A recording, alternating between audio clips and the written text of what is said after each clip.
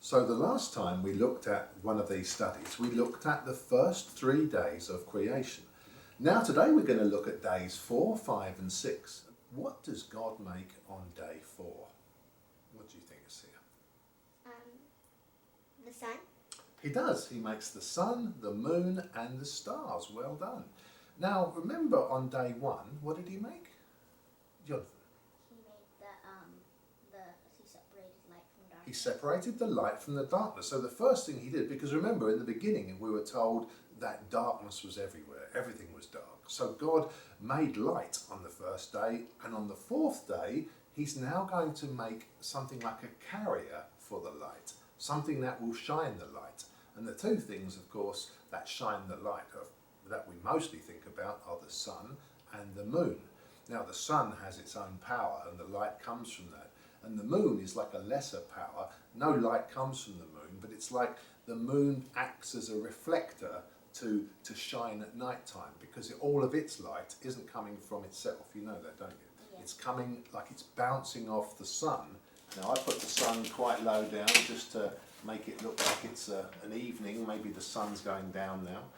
And then of course the moon and the stars are up here as well.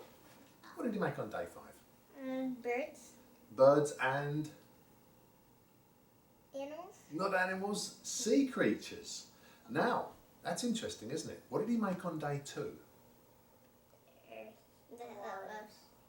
The waters below and the waters above. And we said that the waters below were like the big ball of water that was the earth, and the waters above were like the sky. And now he's making animals that fill those two spaces. So the waters below, we have all kinds of things that live in the sea. And what kind of animals might live in the sky? Asia?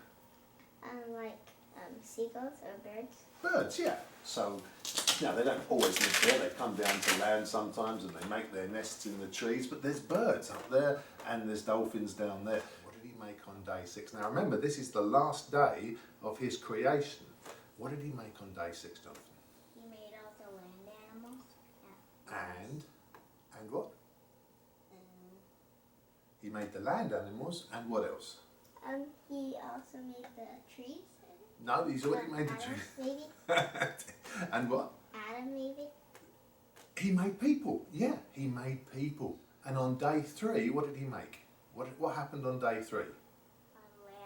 Land. Land came from the water, like the land started to appear. And now on day 6, he's making things to live on the land. Now I should have maybe drawn perhaps a little dog between these two, but he made humans and he made animals at the same time. What was the best thing he made? Asia? The people. The people. And do you know why the people were the best thing he made? It's because he said, I am making man and woman in my own image. Or he didn't just say my own image, he said our image. Who else is he talking about? Jonathan? The Spirit. The Holy Spirit and The Son. the Son, who is Jesus. Jesus. Okay. So, at the beginning, when God said, let us make man in our image, he's talking to the Holy Spirit and to Jesus. Isn't that interesting? What does that tell us about Jesus? Yes. He's special. He's special, but he was there at the beginning. In fact, John's Gospel starts by saying that. And John's Gospel is all about Jesus, but it says, in the beginning, the Word was with God, and the Word was God. He, the Word, which is Jesus, was with God in the beginning. And all things were made through Jesus. Isn't that an amazing thing? All things were made through Jesus. And that's why Jesus is going to be the best possible judge of all people at the end of time, because it's through Jesus that all of us were made in the first place. Nobody knows more about us than Jesus. If humans were the best thing, why did God wait till the last day to make them? Wouldn't he have made the best thing first? If he'd made humans on day 1, where would they have lived? Nowhere. Remember what it was like? Darkness was everywhere. There was nothing there. And so the humans would be spinning in this dark space, not able to put their feet down, not able to do anything, wondering what on earth's going on. So God first of all made the light. He made the earth appear, he made the land appear, he filled it with all these other things, he filled it with trees and plants, so finally, when he made the humans, they had a place ready to live. Just because they were made last doesn't mean that they were less important. As I said, humans are the only thing that God said were made in his image. So we're very special because nothing else in the universe is as special as we are to God. So the very first pages of the Bible, God is saying to us, I am the God who is beyond your imagination, who is beyond your comprehension, who can do all things, and you need to believe in me. I'm not going to explain how I did anything, he says. You just need to trust in everything I say. And that's how we start the Bible.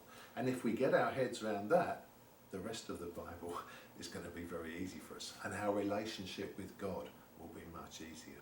Now, it doesn't mean we never ask questions. It doesn't mean we never try to understand what's going on. But God immediately is saying, I need you to have faith. Faith is how you're going to read the Bible. Faith is how you're going to understand God. And faith is how you're going to ask Jesus to become part of your life.